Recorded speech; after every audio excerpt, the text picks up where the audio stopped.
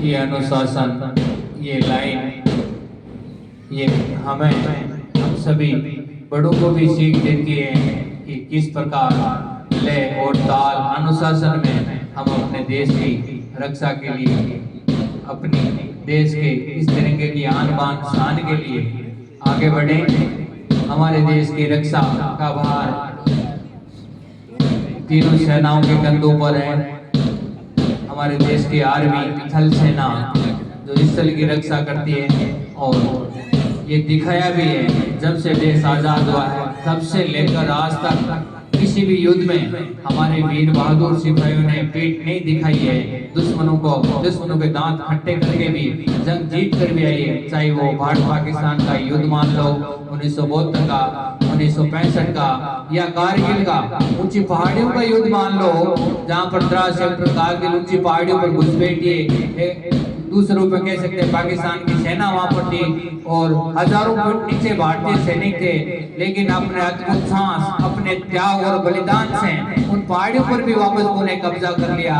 और ये ले और ताल हमारी थल सेनाएं दिखा सकती है। हमारे देश की, हमारे विश्व की सबसे महान सेना हम कह सकते हैं। इसी की बदौलत हम इस खुली हवा में सांस ले रहे हैं और हमारे देश की रक्षा इस तो थल सेना करती है, और वायुसेना, एयरफोर्स, ये भी आज विश्व के गिने चुने देशों की शक्तिशाली सेनाओं में हमारी एयरफोर्स मानी जाती है। इसके बेड़े में हजारों फाइटर जेट तैनात हैं और वीर बहादुर सिपाही जो जान पर खेलकर आगे बढ़ रहे हैं और हमारी इस आसमान की रक्षा कर रहे हैं, थल सेना की सहायता कर रहे हैं। और हमारे देश की जलीय सीमा भी काफी लंबी है और इस जलीय सीमा की रक्षा हमारी नौसेना कर रही है। वो भी बखूबी देश की सीमाओं की रक्षा के साथ साथ समुद्री जो लुटेरे होते हैं समुद्र में, उनसे भी लोगों को बचाती हैं। अद्भुत कार्य।